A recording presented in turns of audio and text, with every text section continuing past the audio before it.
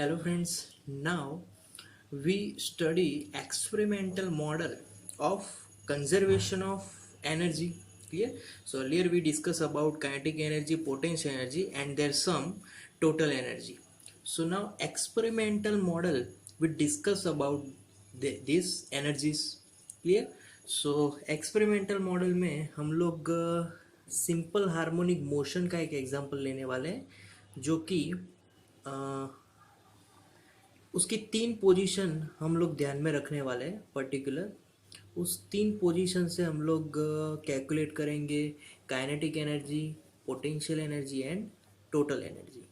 ये तो ये 3 पोजीशंस है। एक सिंपल पेंडुलम में we know that simple pendulum rotates like here to and fro. Clear? So this is the experimental arrangement of simple pendulum. Okay, now we find kinetic energy at this point, potential energy similar, kinetic energy as well, potential energy at this point, and kinetic energy and potential energy at this point also. So if I denoted that point A, this is B point and this is C point. Clear? Okay. In this arrangement our A point is the topmost point, क्योंकि उससे ऊपर मतलब इससे ऊपर की side वो आगे जाने वाला नहीं है sphere. Clear?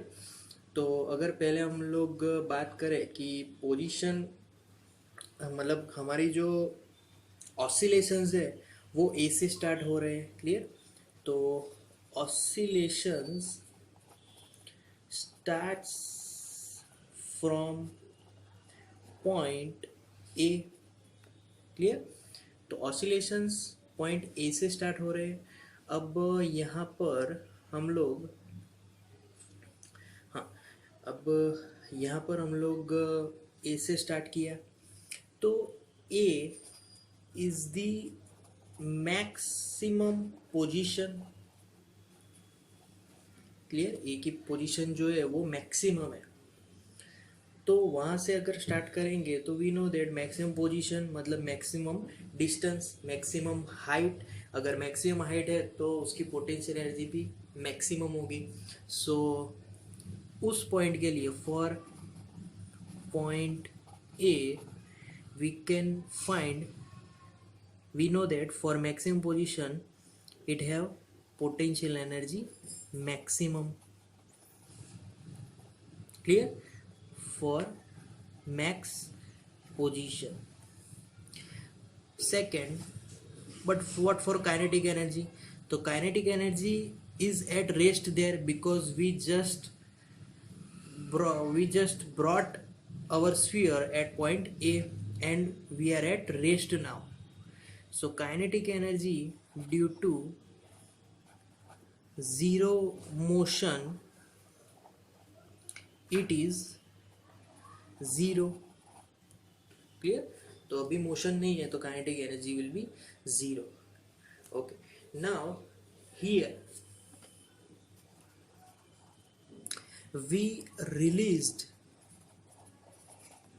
that sphere. So when we release that sphere it goes to the position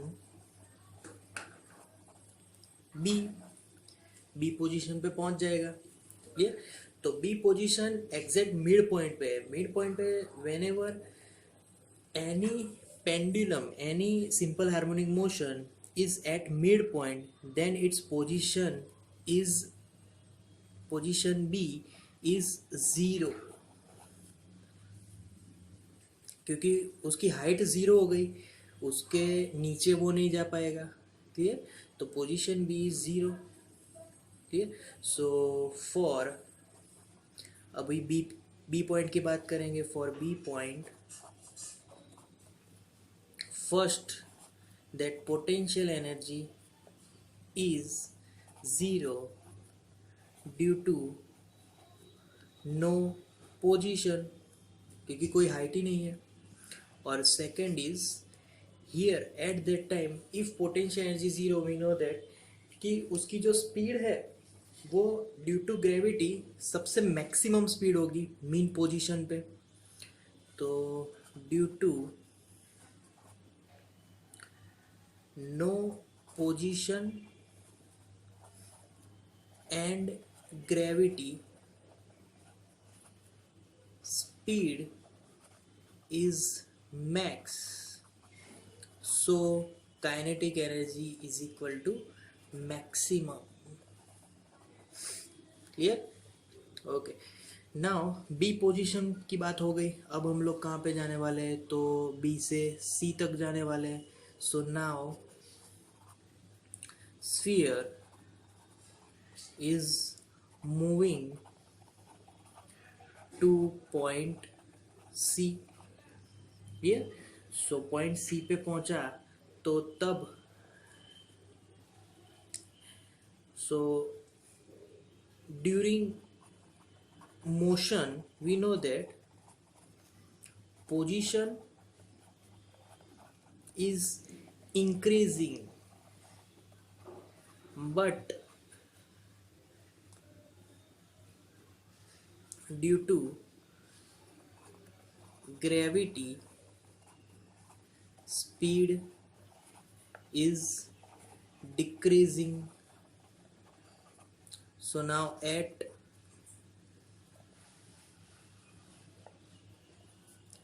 point C, so C point की अगर बात करें तो उसका जो फर्स्ट पोटेंशियल एनर्जी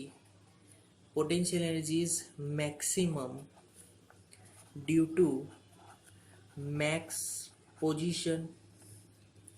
तो वहाँ पे वो मैक्सिमम पोजीशन पे होगा, इसीलिए। नाउ काइनेटिक एनर्जी की बात करें तो kinetic energy is zero because speed becomes zero at that point. Clear? So in this total in this whole explanation, the total energy is always remains constant if we talk about first. क्लियर? तो first की अगर बात करें तो we know that kinetic energy कितनी थी? तो काइनेटिक एनर्जी ज़ीरो, क्योंकि मैक्सिमम पोजीशन पे था। तो ये एक तो बैलेंस हो गया, एक ज़ीरो एक मैक्सिमम है। फिर काइनेटिक एनर्जी पोटेंशियल एनर्जी, तो यहाँ पर काइनेटिक एनर्जी मैक्सिमम है तो पोटेंशियल एनर्जी ज़ीरो, ये भी बैलेंस हो गया। क्लियर? यहाँ पर kinetic energy is zero, potential energy is maximum, क्योंकि पोजीशन मैक्सिमम पे है तो ये भी बैलेंस हो गया। क्लियर? तो तीनों के तीनों बैलेंस हो गए यहाँ पर। तो टोटल एनर्जी मतलब कि as a conclusion of this explanation, तो conclusion is that TE is equal to constant.